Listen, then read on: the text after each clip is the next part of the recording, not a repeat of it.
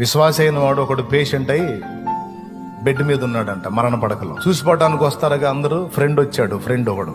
వీడికెళ్ళి జాలీగా చూశాడు, బెడ్ మీద పండుకున్నోడికి వెళ్ళి చూసి, ఎరా అన్నాడు. ఆ ఎరా ఏంది, ఎట్లుంది, బాగా వీక్ అయిపోయావుగా, దాన్నే ఉందిలే కానీ బైబిల్ చదువుతావా అన్నాడంట. ఎందుకు చదవనురా, నీకోసం ఏమైనా చేస్తాను, చెప్పు ఏం చదవమంటే అన్నాడు.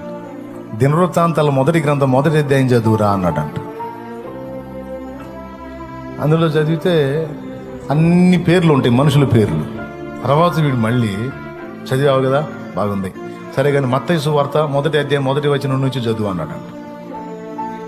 మళ్ళీ అయిపోయినాక లోకా సువార్తలో కూడా మళ్ళీ మనుషుల పేర్లే చదివిచ్చాడు. ఈ పేర్లు ఎందుకురా నీకంటే ఆడు పండుకున్నాడు అన్నాడంట, ఇంతమంది పేర్లు గుర్తుపెట్టుకొని రాపించిన దేవుడు నా పేరు మర్చిపోతాడా?